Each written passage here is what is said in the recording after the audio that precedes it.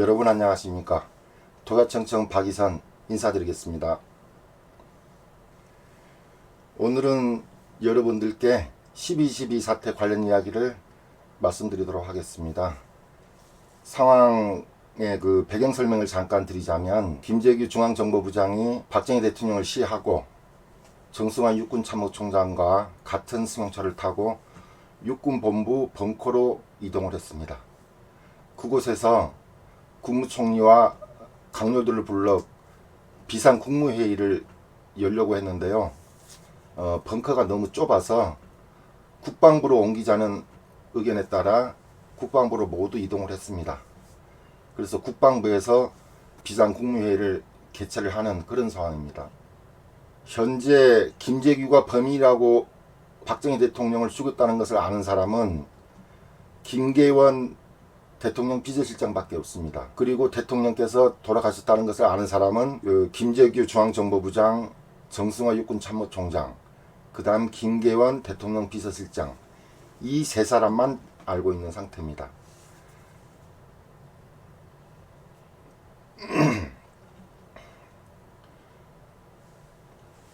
그 국무회의장에서 김재규는 줄곧 주장하기를 48시간 동안 대통령 유고 상태를 밝히지 말고, 김재규 중앙정보부장은 회의에서 줄곧 이렇게 주장합니다. 박정희 대통령의 유고 상태를 48시간 동안 보안에 붙이자. 국민들과 우방국에 알리지 말고 빨리 비상계엄을 선포하자. 자꾸 이렇게만 이야기를 해요. 그래서 그 자리에 있던 김치열 법무부 장관, 그 다음에 박동진 외무부 장관, 김성진 문공부 장관이 반대합니다. 우방국에 알리지 않는 것도 도리가 아닐 뿐더러 국민들에게 밝히지 않고 어떻게 비상계엄을 하느냐, 계엄의 사유를 밝혀야 된다, 이렇게 계속 반대를 하거든요. 그 자리에서 김재규가 이 정부 강요들에게 몰리고 설득을 하지 못하는 것을 보고 김계원 대통령 비서실장이 어떤 생각을 하냐면, 노재현 국방장관과 정승화 계엄사령관을 살그머니 불러냈습니다. 불러내서 조양래 장군 방에서 김재규가 대통령을 시해했습니다, 이렇게 밝혔어요. 그래서 노재현 국방장관이 전두환 보안사령관을 부릅니다. 보안사령관이 노정 그 국방장관에게 가는데 이제 복도에서 마주쳤어요. 사람들이 웅성웅성하니까 노재현 국방장관이 전두환 장군을 한쪽으로 불러가지고 김재규가 그 대통령을 시해했다, 그 김재규의 신병을 확보해라, 이렇게 귓속말로 이야기를 했습니다. 그러면서 정승환 육군참모총장과 협조해서 김재규를 체포해라, 이렇게 이제 지시를 한 것이거든요.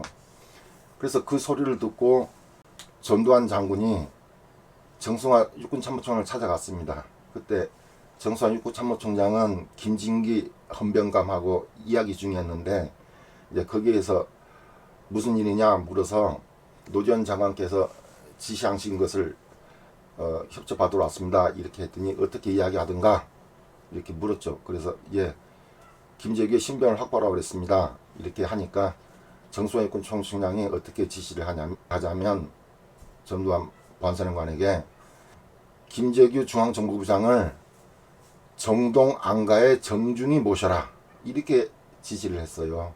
정동 안가는 보안사령부에서 관할하는 안가입니다. 그 보안사령관은 그때까지 전국 각지의 보안부들을 다녔지만 정동에 그런 안가가 있다는 것도 모르고 있었습니다.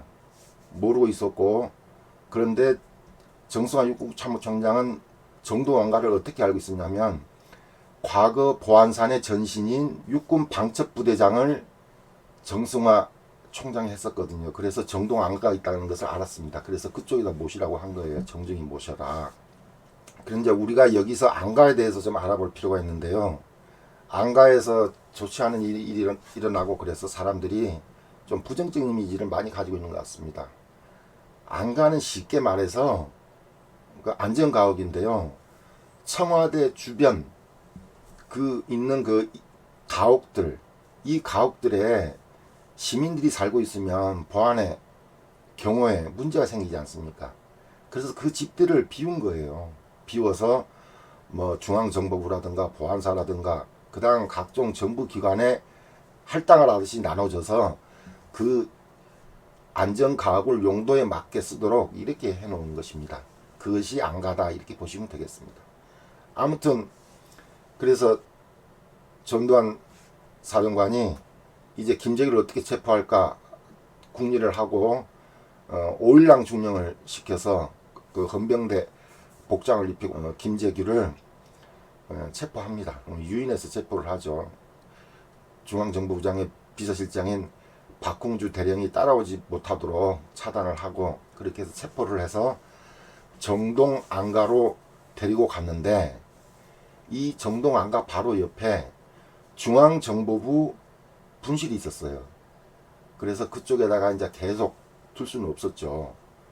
그래서 거기 자리에서 김재규가 2층에다가 편안히 쉬시라고 모시고 있었는데 이제 세상이 바뀌었다. 너희들도 판단을 잘해야 돼. 이런 식으로 자꾸 헛소리를 하니까 화평 보안사 비서실장 그 안가의 관리는 비서실장의 업무입니다. 그래서 화평 비서실장이 거기에 있다가 전두환 장군에게 전화를 한 거죠. 전화를 해서 사령관님 이 김재규 부장은 이 정동 안가에 있어야 될 사람이 아니라 서빙고 분실로 데리고 가서 수사를 해야 될 것 같습니다. 이런 건의를 받고 전두환 사령관이 그럼 그렇게 해라 해서 서빙고 분실로 이동하게 됐던 것입니다. 우리가 여기서 살펴볼 것은 무엇이냐면 정승화 육구참모총장의 석연치 않은 언행입니다. 국방부 장관은 그 보안사령관에게 지시하기를 신병을 확보해라, 즉 체포해라 이렇게 말을 했거든요. 그런데 정승화 육군참모총장은 어떻게 이야기를 하냐면 김재규 부장을 정동안가에 정중히 모셔라 이렇게 이야기를 했단 말이에요. 비상국무회의장에서도 정승화 육군참모총장은 대통령이 죽였다는 사실 이걸 밝히지 않았고 그 다음에 자기가 궁정동 안가에 있었다는 사실도 밝히지 않았습니다. 그리고 김재규 부장을 체포하라는 국방부 장관의 지시에 자기는 김재규 부장을 정동 안가에 정중히 모셔라 이렇게 이야기했거든요. 이런 것들이 다 수사 대상 아닐까요? 저는 수사 대상이라고 생각합니다. 이런저런 이유 지금 제가 12.12 사태가 일어나게 된 원인 그것을 다 쪼개가지고 여러분들께 하나씩 말씀드리고 있는데 정승화 육군참모총장의 이 발언도 분명히 수사 대상입니다. 왜 그렇게 이야기를 했는지. 김재규는 계속 혁명 3단계 계획을 가지고 있었고 정승화 육군참모총장을 계엄사령관으로 만드는 것이 가장 시급한 일이었거든요. 그래서 정승화 육군참모총장이 한 말은 분명한 수사 대상이라고 저는 그렇게 생각합니다. 오늘 그 12.12 사태에 대해서 여러분들께 간단하게 말씀드렸습니다. 감사합니다.